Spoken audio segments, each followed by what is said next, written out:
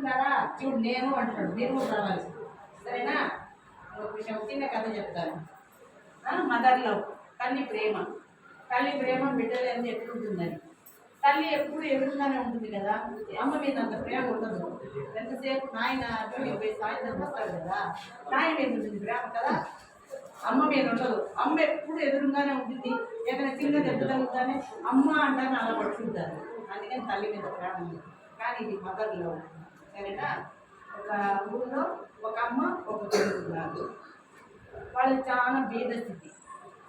అంత బీద స్థితిలో కూడా 3 డ్యూటీలు చేస్తుంది. 3 డ్యూటీలు చేసి కొడుకుని మంచి స్కూల్లో దించి చదివించింది.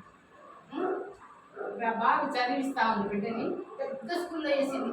6 అంతస్తులు, మంచి యూనిఫాము, క్లాస్గా ఉండే డ్యూటీలో వేసింది.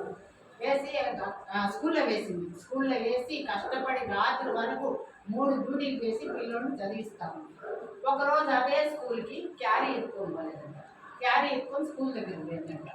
వాళ్ళ ఫ్రెండ్స్ అంతా ఎవరు రామే పిచ్చామలాగుంది అని అడిగినారు.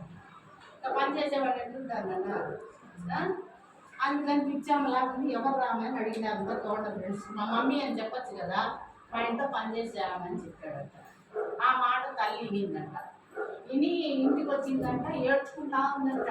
అయ్యో, నన్ను మావాడు ఇంత కష్టపడి చదివిస్తాడు, నేను పని చేసేదాన్ని అని చెప్పినాడే అనేసని బాధపడుతూ ఉందంట. ఇంటికి వచ్చి మళ్ళీ తర్వాత ఇంకా ఇంటికి వచ్చి, నువ్వు మా స్కూల్కి రావద్దు, ఎవరు పిచ్చేదాన్ని అనుకుంటున్నారు, ఎందుకు వస్తావు మా స్కూల్కి, నా బరువు అంతా పోయింది, నేను ఇక్కడ చదువును, వేరే ఊరిలో చదువుతాను అన్నాడు. సరే అనేసి వేరే ఊరు తీసుకెళ్ళి అక్కడ చేర్పించి అక్కడ చదువుతా ఉన్నాడు. ఆడ టెన్త్ చదివేశాడంట, ఇంటర్ చదివేశాడంట. అదే ఇప్పుడు ఏదో పెద్ద చదువు ఉంటుంది, ఆ చదువు చదివేశాడంట. సాఫ్ట్వేర్ చదివి బాగా సంపాదించి పెళ్లి చేసుకుని 2 పిల్లలు అన్నాడు. అంతవరకు వాళ్ళ అమ్మని చూడలేదంట. వాళ్ళ అమ్మ పని చేసి డబ్బులు పంపిస్తూ ఉందంట.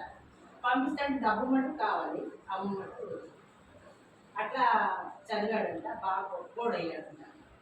ఆమె బాగా ముసలితనం వచ్చేసిందంట, పని చేయలేని పరిస్థితి వచ్చేసిందంట. అప్పుడు ఏం చేయాలనేసరి వెతుకోని అందరిని అడిగిందంట. ఈ రాజు అనే అబ్బాయి మీకు తెలుసా అని అందరినీ అడిగిందంట. వాళ్ళ ఫ్రెండ్స్ అంతా ఫోన్ చేసి అడిగిందంట. తెలియదమ్మా, ఎక్కడున్నాడో తెలియదమ్మా అని. ఒక్కడు మటుకు అక్కడ ఆ ఊరిలో ఒక్కడు మటుకు చెప్పాడంట, పలాంతా ఉన్నాడు అనేసిందంట ఆ ఊరి పేరు. సరే అని అడ్రస్ తీసుకొని ఆ ఊరికి వెళ్ళిందంట. వెళ్ళి అక్కడ అందరినీ, ఆ కాలనీలు అందరినీ అడుగుతా ఉందంట. అడుగుతా అంటే ఎవరు నాకు తెలియదు అన్నమాట. వాళ్ళకు మనవాళ్ళు ఉండే ఇంటికే వెళ్ళిందంట. వెళ్ళి గడప దగ్గర తెచ్చుకొని చూపించింది. చిన్నప్పుడు 10వ క్లాస్ ఫోటో అది చూపించి, రాజు ఈ అబ్బాయి ఇక్కడ ఎక్కడ అడిగితే వాళ్ళు మాకు తెలియదు అని డాడీ ఒక పిక్చర్ వచ్చింది, ఒక ఫోటో చూపించింది, పేరు మటుకు నీదే అని చెప్పారంట.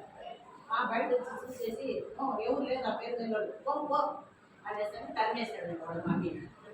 సరే ఇంటికి వచ్చిందంట. మళ్ళీ మంచంలో ఒకే పూలు గుడిస, ఒకే ఇల్లు, ఒకే చెల్లు, పాత టేబుల్. అక్కడ కూర్చొని బాధపడుకుంటా ఉందంట.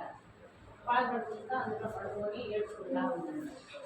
ఆ ఊళ్ళో స్కూల్లో అందరూ పాత ఫ్రెండ్స్ అందరూ మళ్ళీ కలుసుకోవాలంట. అట్లా ఫ్రెండ్స్ అందరూ కలుసుకొని మాట్లాడుతున్నారంట. ఇంత దూరం వచ్చాం కదా, మన ఇల్లు ఎలా ఉందో ఒకసారి వెళ్ళి చూసి వద్దామని మా పిల్లోడి క్లాస్ వెళ్ళిందంట. అక్కడికి వెళ్ళాడంట. వాళ్ళ అమ్మ మనసులో పడుకోనుందంట. అట్లే పడుకోనుందంట. అక్కడికి వెళ్ళాడంట. వెళ్ళి పడుకుంది, అట్లే ప్రాణం పోయిందంట. ఇలా చేతిలో చీటీ ఉందంట. ఆ చీటీ తీసుకున్నాడు కదా, అమ్మ ప్రాణం పోయిందంట. బిడ్డ అని ప్రాణం పోయింది. ఆ చీటీ తీసుకొని తిప్పాడంట. నాన్న, నేను పిచ్చిదాన్ని కాదు, మీ నాన్న నువ్వు కారులో వెళ్ళేటప్పుడు నన్ను గొప్ప శ్రీమంతులని, కారులో వెళ్ళేటప్పుడు యాక్సిడెంట్ అయింది, యాక్సిడెంట్లో నీ కన్ను పోయింది నాన్న, నీ లెఫ్ట్ నాదేనా నా కన్ను అనేసి ఆ లెటర్లో రాసింది. కానీ నిన్ను గొప్పవాడిగానే నేను పెంచాలనుకున్నాను, అంతే నేను కష్టపడి 3 డ్యూటీలు చేసి చదివించాను. నేను పిచ్చిదాన్ని కాదు నాన్న, నేను బాగా అందంగా ఉండేదాన్ని, నా కన్ను నీకు ఇచ్చాను, అది నీకు ఇచ్చి నీ కన్ను బాగు చేయించాను, బాగుండాలి బిడ్డ బాగుండాలని కన్ను ఇచ్చాను, నేను బాగు చేయించాను, నేను కష్టపడి నేను చదివించి పెద్ద దీంట్లో నేను చూడాలనుకున్నాను, పెద్ద ఉద్యోగంలో నేను చూడాలనుకున్నాను అనేసి ఆ లెటర్లో ఉందంట. ఆ లెటర్ చదివి అప్పుడు అమ్మ అని పట్టుకొని ఏడిస్తే అమ్మ ఎక్కడి నుంచి వస్తుంది? అమ్మ బతికుండగా అంత అన్నం పెట్టలేకపోయినాడు, అమ్మని ఆదరించలేకపోయినాడు, ఆ ప్రేమను అర్థం చేసుకోలేకపోయినాడు. తల్లి చనిపోయిన తర్వాత ఆ లెటర్ చదివి అప్పుడు ఏడ్చాడు, ఏడ్చి బాధపడ్డాడు. అయ్యో ఈ కన్ను మా అమ్మదా, మా అమ్మ ఇచ్చిందా ఈ కన్ను అంటే తల్లి ఎట్లాంటిదంటే బిడ్డ కోసం తన అవయవాన్ని ఒక అవయవాన్ని ఇవ్వడానికి కూడా ముందేనైనా కన్నునైనా బిడ్డకి ఇవ్వడానికి చాలా ఇది అవుతుంది. కానీ బిడ్డలు ఆ ప్రేమను తెలుసుకోలేకపోతున్నారు. అందుకని కన్న తల్లి ప్రేమను తెలుసుకుని కన్న తల్లి ఒక ఫ్రెండ్ లాగా, ఒక ఫ్రెండ్ లాగా మీ బాధలన్నీ తల్లికి చెప్పుకోవచ్చు. సరేనా? మీకు ఏమైనా కష్టం ఉందనుకో మీ అమ్మ చెప్పుకుంటారు కదా, అలాగే అమ్మని మీరు కూడా ప్రేమించే వారిగా ఉండాలి. తల్లి ప్రేమ ఉండాలి, తండ్రి ప్రేమ ఉండాలి. ఓకేనా?